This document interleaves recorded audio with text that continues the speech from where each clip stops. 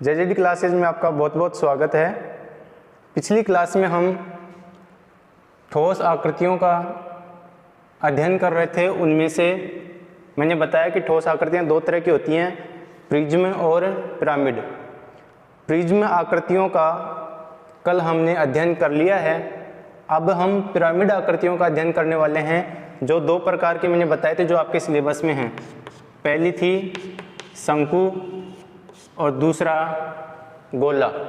Pyramid आकृति आपको पता ही है, इसमें जो बेस में जो आकृति होती है वो ऊपर जाके एक बिंदु के रूप में मिलती है, चाहे वो बेस में आकृति, चाहे वो वर्ताकार हो, चाहे वो त्रिभुजाकार हो, चाहे वो चतुर्भुजाकार हो।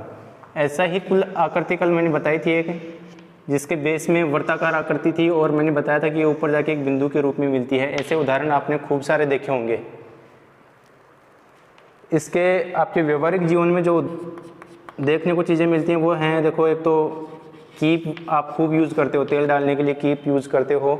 दूसरा आइसक्रीम। उसके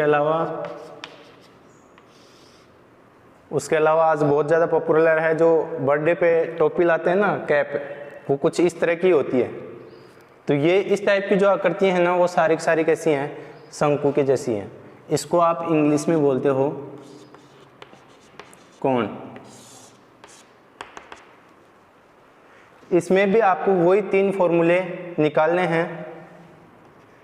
नीचे जो वर्ताकार आकृति है आधार में, उसकी त्रिज्या आप r मान लो और इसकी ऊंचाई आप h मान लो, और इसकी तिरछी ऊंचाई जो है ये आप l मान लो। तिरछी ऊंचाई या तिर्यक ऊंचाई बात एक ही है। इसमें जब आप ऊंचाई का प्रयोग करोगे सतही पृष्ठीय क्षेत्रफल में, तो सतही पृष्ठीय क्षेत्रफल में तिर्यक ऊंचाई आपको काम में लेनी है। इसमें तीन फॉर्मूले वही जो पिछली कक्षा में पढ़े थे, और जिन लोगों ने पिछला वीडियो अभी तक नहीं देखा है उसको मैंने डिस्क्रिप्शन में डाल दिया है, वहाँ जाके आप देख सकते हैं। तो यहाँ सबसे पहले शंकु का सतही पृष्ठीय क्षेत्रफल, सतही बोल सकते हो इसको, पार्श्व बोल सकते हो इसको, वक्र पृष्ठीय क्षेत्रफल भी आप बोल सकते हो। इसके अंदर क्या होता है, आधार का परिमाप। प्रिज्म आकृतियों के लिए आपने क्या पढ़ा था, आधार का परिमाप गुणा साथ में ऊंचाई। लेकिन वहां आप सीधी ऊंचाई ले रहे थे, यहां आपको तिर्यक ऊंचाई लेनी है और वो भी आधी लेनी है। तो 1/2 गुणा तिर्यक ऊंचाई, ये मैंने शॉर्ट लिखा है, जगह कम होने के कारण आप तिर्यक ऊंचाई समझना इसको। ये सभी पिरामिड टाइप की आकृतियों के लिए आप प्रयोग कर सकते हो, चाहे वो नीचे वर्ताकार हो, चाहे वो नीचे त्रिभुजाकार हो, चाहे वो नीचे वर्गाकार हो, कैसी भी आकृति हो उसमें आप यही फॉर्मूला यूज करोगे। किन आकृतियों के लिए, पिरामिड आकृतियों के लिए। तो 1/2 गुणा तिर्यक ऊंचाई क्या मान रहे हो आप, l, गुणा आधार का परिमाप। आधार में क्या है यहाँ, वर्त, और वर्त का जो परिमाप होता है वो होता है 2πr। यहाँ 2 से 2 कैंसिल हो जाएगा, बचेगा क्या, πrl। ये इसका क्या होगा, सतही पृष्ठीय क्षेत्रफल या वक्र पृष्ठीय क्षेत्रफल। दूसरा है, क्या निकाल रहे थे वहाँ, शंकु का संपूर्ण पृष्ठीय क्षेत्रफल। वहां आप देख रहे थे साइड वाली सतह के अलावा नीचे वाली सतह और ऊपर वाली सतह, दो सतह आ रही थी। लेकिन इसमें आप देखोगे ध्यान से तो इसमें साइड वाली सतह के अलावा केवल नीचे जो पेंदे में आकृति है ना वही बचती है, उसके अलावा ऊपर नहीं बचता है, क्योंकि ऊपर तो ये एक बिंदु के रूप में जाके मिल रही है। तो इसमें आपको क्या करना है, ये सतही पृष्ठीय क्षेत्रफल तो जोड़ना ही है, साथ में जो नीचे पेंदे में आकृति है ना उसका क्षेत्रफल और जोड़ना है। और नीचे आकृति कैसी है, वर्ताकार है, तो वर्ताकार आकृति का जो क्षेत्रफल होता है वो होता है πr²। यहाँ से आप पाई और r कॉमन ले सकते हो। यहाँ कॉमन लेने के बाद में यहाँ तो बच जाएगा l, और यहाँ एक r कॉमन आ गया तो क्या बच जाएगा, r। तो जो शंकु का संपूर्ण पृष्ठीय क्षेत्रफल होता है वो होता है πr गुणा l प्लस r। तीसरा जो है इस शंकु का आयतन। आयतन के लिए क्या करना आपको, प्रिज्म आकृतियों में आपने पढ़ा था क्या, आधार के क्षेत्रफल को उसकी ऊंचाई से गुणा कर दो। ये क्या था ना। लेकिन इसमें क्या है, ये प्रिज्म आकृति नहीं है, इसमें जो नीचे आधार में आकृति है वैसी की वैसी ऊपर शीर्ष तक आकृति नहीं चलती जा रही है, यह एक बिंदु के रूप में जाके मिल रही है। तो यहाँ आपको क्या करना, आप देखोगे समान त्रिज्या का एक तो बेलन लो आप,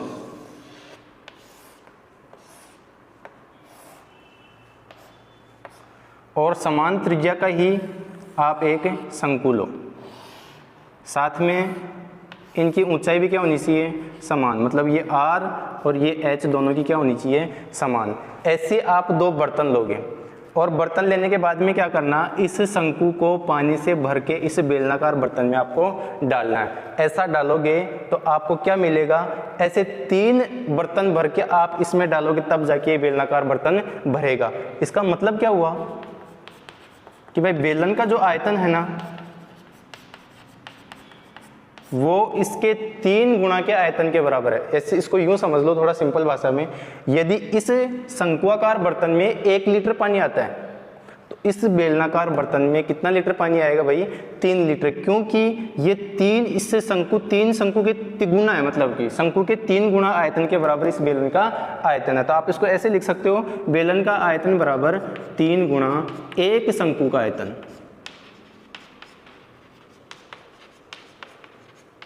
लेकिन हमें शंकु का आयतन निकालना है, तो शंकु का आयतन निकालने के लिए आपको 3 का इधर पक्षांतरण करना पड़ेगा, और बेलन का आयतन आपको पता है पहले से। बेलन का आयतन कितना, पिछली कक्षा में पढ़ा था आपने, पाई r स्क्वायर h, उसको आप यदि 3 से भाग कर देते हो तो किसका, शंकु का आयतन निकल जाएगा। तो वही मैं निकालना चाह रहा हूँ, आपको दोबारा करने की जरूरत नहीं है। क्या करना है, शंकु का आयतन बराबर 1/3 गुणा बेलन का आयतन। सभी पिरामिड आकृतियों का आयतन प्रिज्म आकृति से 1/3 होता है। ध्यान रहे उनका आधार समान होना चाहिए। जैसे यहाँ बेलन में और शंकु में मैंने वर्त लिया दोनों में, यदि आप नीचे वर्गाकार आकृति लेते हो, जैसे घन और इधर घन नीचे वर्गाकार आकृति लेके उसका पिरामिड बनाते हो, तो उनमें भी यही संबंध होगा जो बेलन और शंकु में है। तो 1/3 गुणा बेलन का जो आयतन है वो है पाई r स्क्वायर h, ये निकल गया इसका आयतन।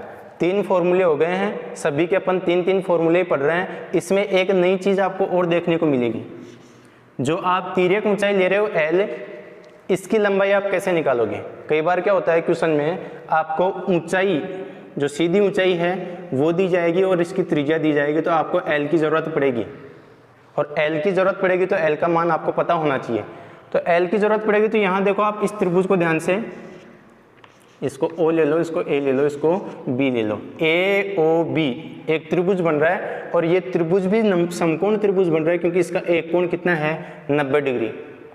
यदि त्रिभुज का कोई एक कोण 90 डिग्री हो तो उस त्रिभुज को आप समकोण त्रिभुज बोलते हैं। तो AOB एक समकोण त्रिभुज है, और समकोण त्रिभुज में आप पाइथागोरस प्रमेय या बोधायन प्रमेय लगा सकते हो। अब कई लोगों को ये भी पता नहीं होगा कि पाइथागोरस प्रमेय और बोधायन प्रमेय क्या होती है, तो मैं बता देता हूँ एक बार।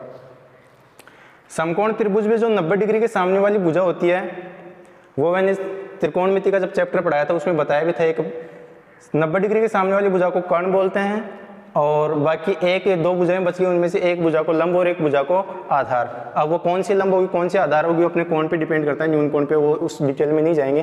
फिलहाल इतना ध्यान रखो कि एक आधार होता है, एक लंब होता है, और 90 डिग्री के सामने वाली भुजा कर्ण होती है। इनमें संबंध होता है कुछ ना कुछ। संबंध क्या होता है, जो कर्ण का स्क्वायर होता है ना, वो लंब और आधार के स्क्वायर के योग के बराबर होता है। तो मैं लिख देता हूँ एक बार, बोधायन प्रमेय क्या होती है, और ये ध्यान रखना भाई, केवल समकोण त्रिभुज में लगती है और किसी त्रिभुज में आपको नहीं मिलेगी। कर्ण स्क्वायर बराबर लंब स्क्वायर प्लस आधार स्क्वायर। और आपको मैंने क्या बताया, लंब और आधार और कर्ण ये समकोण त्रिभुज की भुजाओं के नाम है। तो यहाँ कर्ण कौन सी भुजा है, 90 डिग्री के सामने वाली भुजा, और 90 डिग्री के सामने वाली भुजा को आपने क्या माना है, L। तो L स्क्वायर बराबर लंब इसको मान लो, इसकी लंबाई आपने कितनी मानी है, h, तो h स्क्वायर प्लस आधार कितना, r, तो r स्क्वायर। यहाँ से आप L का मान निकालना चाहोगे तो इस स्क्वायर को हटाना पड़ेगा और इस स्क्वायर को हटाने के लिए दोनों साइड आपको क्या करना पड़ेगा, वर्गमूल। वर्गमूल करोगे तो इसका स्क्वायर हट जाएगा और इधर क्या लग जाएगा, वर्गमूल लग जाएगा। तो L बराबर कितना आ जाएगा, √h² प्लस r²। ये इस शंकु की क्या निकल गई, तिर्यक ऊंचाई। जो हमें ज़रूरत पड़ेगी जब क्वेश्चन करेंगे उस टाइम ज़रूरत पड़ेगी, तो आप इस चीज़ को ध्यान रखना। इसके अलावा भाई शंकु के तीनों फॉर्मूले आप निकाल चुके हो सके तो इसको पॉज करके या तो उतार लेना या स्क्रीनशॉट ले लेना, सारे फॉर्मूले एक साथ लिख लेना। इसके आगे जो है वो है गोला, लास्ट जो आकृति है गोला, इसको इंग्लिश में बोलते हैं स्फीयर। गोला, इसका उदाहरण मैंने कल बताया था। गेंद मान सकते हो आप, कोई फल मान सकते हो जो गोलाकार हो। उसके अलावा बहुत सारे ऐसे उदाहरण हैं जिसको आप गोले के रूप में मान सकते हो। इस जैसी जो भी आकृति होगी ना, गेंद के जैसे आकार की जो भी आकृति होगी सारी गोलाकार होंगी। वर्त में और गोले में फर्क है, लेकिन ध्यान रखना वर्त जो है वो समतलीय आकृति है, उसकी मोटाई नहीं होती है। उदाहरण के लिए बताऊं तो सिक्के और जो गेंद में फर्क है वही फर्क वर्त और गोले में है। हम यहाँ वर्त नहीं पढ़ रहे हैं, यहाँ हम गोला पढ़ रहे हैं। तो गोला वैसे बोर्ड पे बनाना आसान नहीं है, लेकिन फिर भी कोशिश करते हैं। ये एक त्रिविमीय आकृति है जिसकी कुछ ना कुछ मोटाई है। आप अपने जहन में जो याद रखोगे ना, वो गेंद को ध्यान में रखते हुए गोले को पढ़ोगे, जिससे आपको क्लियर हो जाएगा कि किसकी बात कर रहे हैं। यह एक गेंद है समझ लो, जिसकी त्रिज्या कितनी है, r है। यहाँ आपको पहले सबसे पहले क्या निकालना है, इसका सतही पृष्ठीय क्षेत्रफल। गोले का पृष्ठीय क्षेत्रफल। आप कहोगे सर यहाँ सतही पृष्ठीय क्षेत्रफल तो कहीं लिखा ही नहीं।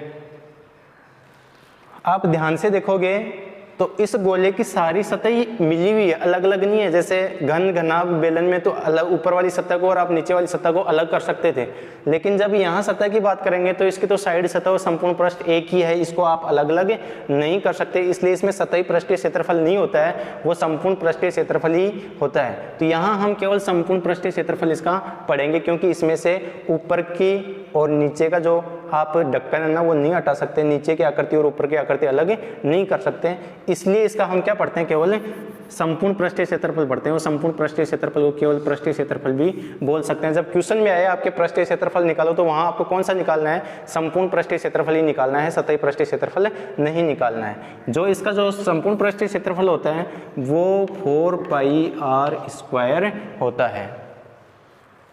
इस त्रिज्या के इसमें से 4 वर्त निकाल लो, उनका जो क्षेत्रफल होगा ना वो इस गोले के पृष्ठीय क्षेत्रफल के बराबर होगा। कहने का मतलब जो गेंद के बाहर की सतह है ना, जितनी भी जिस पे आप कलर कर सकते हो या जो भी कर सकते हो, वो सतह का जो क्षेत्रफल है ना वो होगा 4πr²। और इस गोले के आयतन की बात करें तो गोले का आयतन है जो 4/3 πr³ के बराबर होता है। किसका भाई, गोले का आयतन। लेकिन इसमें क्या होता है, इस गोले को काट देने पे अर्धगोला भी बनता है, जिसके भी क्वेश्चन आपके सिलेबस में हैं तो उसको भी एक बार देख लो। आप अपने जहन में वही गेंद रखो, गेंद को काटोगे तो ऊपर कुछ ऐसी सतह और मिलेगी आपको। गेंद को आधी को काट दोगे तो गेंद के ऊपर की सतह भी आपको दिखाई देगी, जिस पे आप कलर कर सकते हो। तो यहां यदि अर्धगोले की बात करें, ये अर्धगोला है, अर्धगोले की बात करेंगे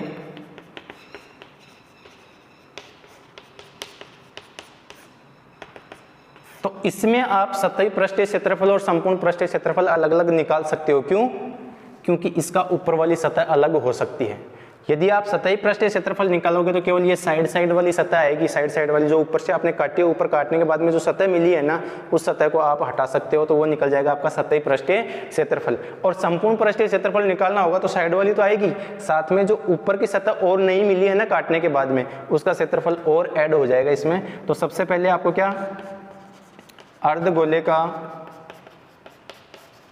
सतही पृष्ठीय क्षेत्रफल या वक्र पृष्ठीय क्षेत्रफल ये क्या होगा, टोटल कितना 4 पाई आर स्क्वायर। यदि उसका आधा कर दोगे, क्योंकि गेंद को आपने आधा काट दिया तो इसका क्षेत्रफल भी कितना हो जाएगा, आधा। तो इसका जो क्षेत्रफल निकलेगा ना वो आएगा 2 पाई आर स्क्वायर, 2 वर्तों के क्षेत्रफल के बराबर। लेकिन जब इसके संपूर्ण पृष्ठीय क्षेत्रफल की बात करोगे ना आप, तो इसके अंदर अर्धगोले का संपूर्ण पृष्ठीय क्षेत्रफल, तो इसमें ये 2 पाई आर स्क्वायर तो आएगा ही, साइड वाला तो, ये वाला तो, इधर वाला ये तो आएगा ही सारा, साथ में ये ऊपर वाला वर्त और जुड़ जाएगा, और ऊपर एक ही वर्त है, तो एक ही वर्त है तो उसका क्षेत्रफल क्या होगा, पाई आर स्क्वायर। टोटल कितना हो जाएगा भाई, 3 पाई आर स्क्वायर। अब आयतन की बात करें, आयतन क्या होता है आपको पता है, मैंने कल भी बताया था, जो त्रिविमीय आकृति है उसके अंदर वाली जगह जहां हवा स्थित होती है या हवा भरी जा सकती है, उसमें कुछ रखा जा सकता है, उस क्षेत्र को आप क्या बोलते हो, उसका आयतन। तो वहां यदि आप एक किसी गेंद में या इस गोलाकार कोई भी बर्तन होगा उसमें यदि आप 4 लीटर पानी भर सकते हो, तो आधा काटने के बाद में उसमें कितना लीटर पानी भर सकते हो, 2 लीटर। तो आपको आयतन को क्या करना है, संपूर्ण गोले के आयतन का आधा कर देना है। तो यहाँ गोले का जो अर्धगोले का जो आयतन होगा ना वो कितना हो जाएगा भाई, अर्धगोले का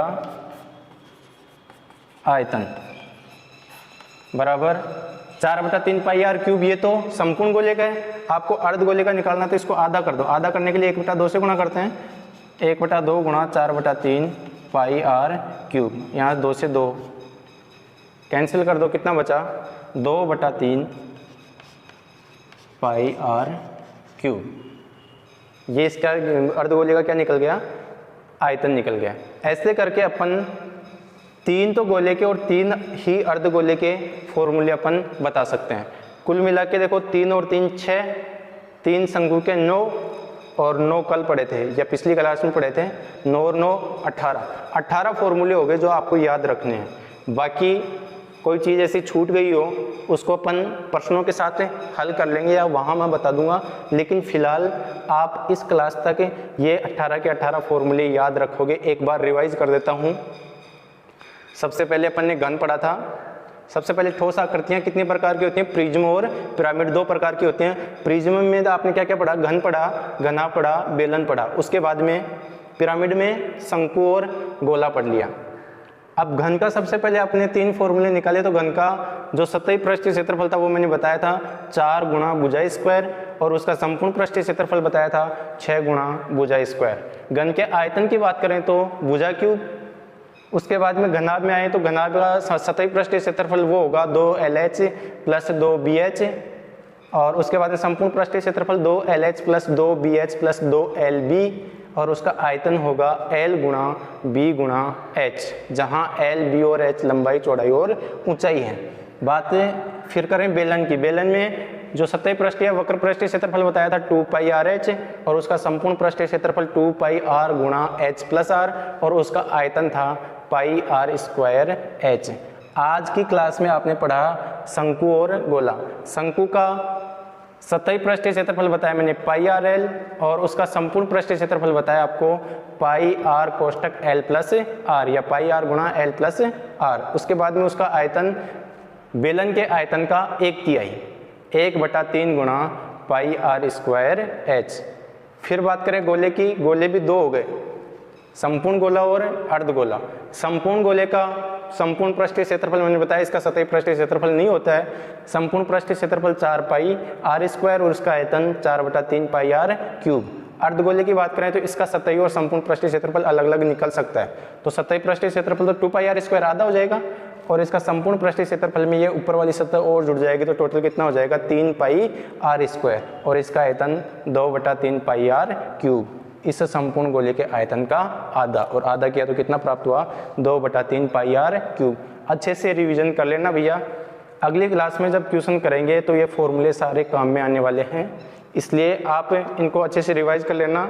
1-2 बार खुद रफ कॉपी में लिख के याद भी कर सकते हैं, क्योंकि क्वेश्चन करेंगे तो क्वेश्चन इन्हीं पे डिपेंड है सारे। आज के लिए इतना ही काफ़ी। मिलते हैं अगली